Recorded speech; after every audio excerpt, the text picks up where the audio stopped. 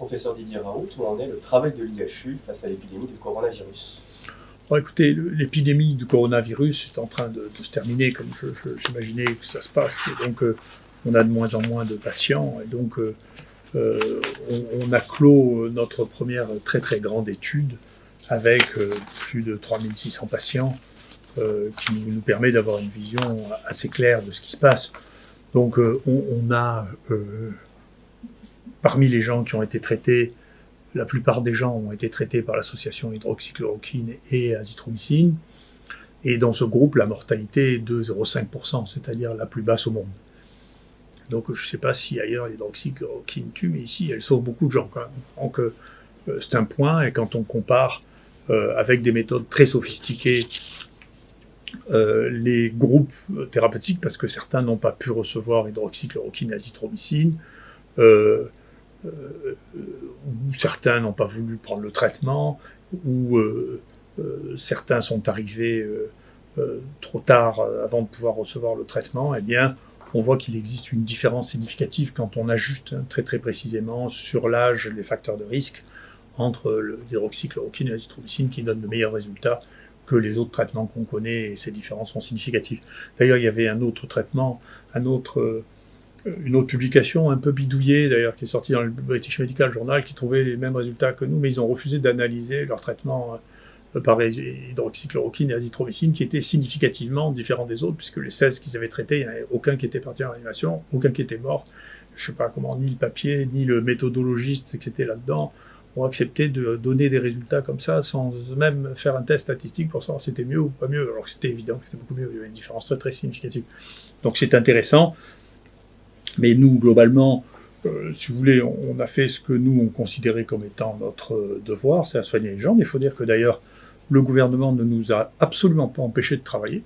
On a travaillé très bien. On a testé maintenant 130 000 personnes. On a fait 130 000 tests de diagnostic par PCR chez près de 50 000 patients. On a fait des diagnostics de 5 000 cas. Donc, encore une fois, je vous dis, beaucoup ont été traités ici. Et donc, on estime qu'on a fait notre travail.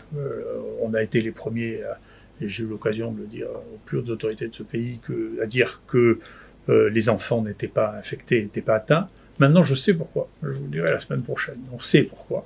Vraiment. Donc c'est vrai, les enfants ne sont pas atteints, on sait pourquoi. On a toutes les données pour le faire, parce qu'encore une fois, on a accumulé un nombre de données qui est considérable et probablement unique au monde, dans toutes ces données. On sait que certaines choses qui avaient été sous-estimées, comme le zinc par exemple, jouent un rôle dans la sévérité. Les gens qui ont une pathologie sévère ont des taux de zinc qui sont beaucoup plus bas que les autres, à côté d'autres données qui avaient été décrites dans la littérature. On sait que les gens qui peuvent être très malades avec des lésions qui sont très visibles au scanner alors qu'ils ne sont pas essoufflés. Donc ça pose une question sur la stratégie. Vous voyez, sur une maladie nouvelle, on ne peut pas deviner à partir des données anciennes ce qui va se passer. Chaque maladie a sa propre histoire et sa propre évolution. Et donc, nous, on estime qu'on a fait notre travail, c'est la fin de l'épidémie. Il faudra en tirer les leçons avec un peu de patience. La presse vit pas sur le même rythme que nous, mais nous, on est très serein sur ce qu'on a fait. Après, vous savez, les querelles scientifiques, politiques,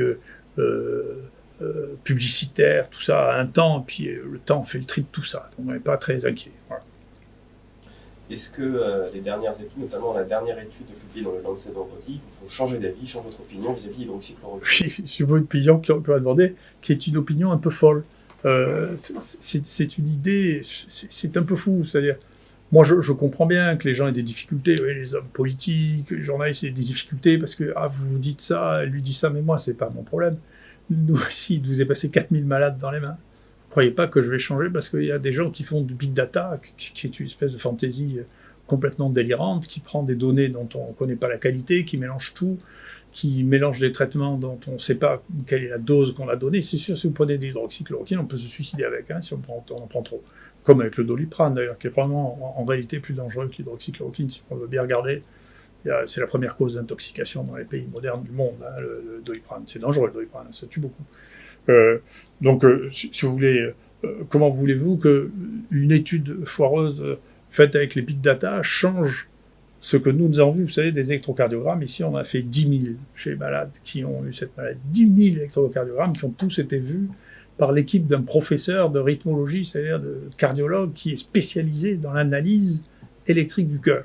Alors, moi, je ne vais pas changer d'avis parce qu'il y a une publication qui raconte, quel que soit le journal dans lequel il passe, c'est plus une question de se poser réellement la question de savoir si il existe une dérive de la recherche, des journaux de recherche médicale, ce que je crois, comparable à ce qu'on a vu dans la dérive des médias généralistes, dans lequel, si vous voulez, la réalité, le vrai monde, la réalité tangible, de choses que l'on peut voir, est tordue d'une telle manière qu'à la fois, ce qui est rapporté n'a plus rien à voir avec la réalité observable. Donc nous, ce dont on parle, c'est juste de malades qui ont été vus par des gens de l'équipe ici. Puis il suffisait de filmer pour voir combien il y a de malades qui sont passés ici. Moi, il n'y a rien qui va effacer peut-être le gâtisme, l'Alzheimer, qui effacera progressivement ce que j'ai vu de mes yeux, ce que j'ai observé.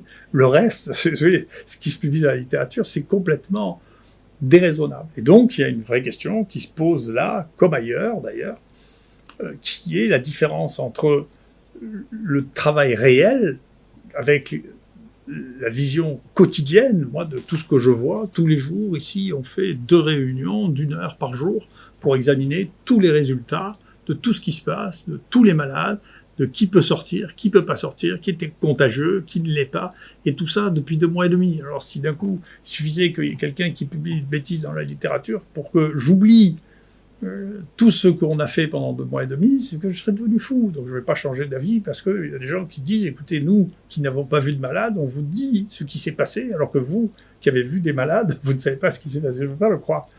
La seule chose qui m'ennuie, c'est effectivement, c'est qu'on est en balance pour ceux qui n'ont que les informations de manière secondaire entre nous, ce que nous avons, et donc je vous assure que c'est vrai, et puis il suffit de venir voir les dossiers ici, c'est pas compliqué, de regarder ce qu'est la mortalité des gens qui sont passés chez nous, c'est pas compliqué. En tout, il y a eu 36 personnes qui sont mortes, qui sont passées à l'intérieur de l'IHU, on a regardé très précisément leur cause de mortalité à chacun, on sait de quoi ils sont morts, il n'y en a aucun qui soit mort de tachycardie ventriculaire, c'est pas vrai. Donc, comment c'est possible que nous, sur 4000, il y en ait 0, et qu'on rapporte dans un papier qu'il y a 10%? C'est impossible. Qui c'est qui se trompe? C'est celui qui n'a pas vu les malades, ou c'est ceux qui ont examiné les malades? C'est pas sérieux. Donc, il y a une vraie réflexion. Pas pour moi. Moi, je ne vais pas changer de conviction, parce que la réalité, je la connais. En plus, je connaissais bien l'hydroxychloroquine, parce que je donnais, je sais pas, plusieurs milliers de malades avant pour d'autres maladies, et puis les rhumatologues donnent ça à plusieurs milliers de gens. D'ailleurs, vous allez voir les décisions politiques, ça va être extrêmement étrange de dire les rhumatologues ont le droit d'utiliser un médicament qui est très très toxique, mais les gens qui soignent le Covid n'ont pas le droit de l'utiliser. Alors pourquoi les rhumatologues ont le droit de l'utiliser? Peut-être qu'ils n'auront plus le droit d'ailleurs, parce que il y a un produit concurrent qui va peut-être nous faire le même coup que le Redemsivir, c'est le tocilizumab, là, qui est un anticorps monoclonal qui coûte à peu près 200 € par semaine, alors que l'hydroxychloroquine ne coûte rien. Et vous allez voir, comme c'est la même cible, c'est-à-dire l'interleukine, vous allez voir que bientôt, on va dire que l'hydroxychloroquine, c'est même pas bon en rhumatologie, qu'il faut le remplacer par un produit qui coûte 20 à 50 fois plus cher. Donc c'est une vraie question. C'est une vraie question. Est-ce qu'il faut détruire tous les vieux médicaments qui marchent depuis des décennies sans poser de problème majeur pour les remplacer par des nouveaux médicaments qui ne sont pas plus utiles et qui coûtent un prix fou, qui est une question de fond, qui ne va pas concerner que le Covid, va concerner tout le monde. Quant à cette étude-là, on va mettre cette étude sur notre site, vous verrez que quand c'est une analyse qui est faite de big data, c'est-à-dire pas par les gens qui ont pris en charge les malades, mais par les gens qui ont analysé des données d'hôpitaux, etc., les conclusions sont complètement différentes. Quand les gens ont vu des malades, globalement, 9 fois sur 10, ils trouvent que l'hydroxychloroquine marche. Quand les gens n'ont pas vu les malades, à chaque fois, ils considèrent que ça ne marche pas. Donc il y a un problème de biais d'analyse, si vous voulez, et donc c'est un problème de qui croyez-vous? Celui qui a vu les malades et qui a traité les malades, ou celui qui a analysé les données informatiques issues des hôpitaux et remplies on ne sait pas comment. Merci.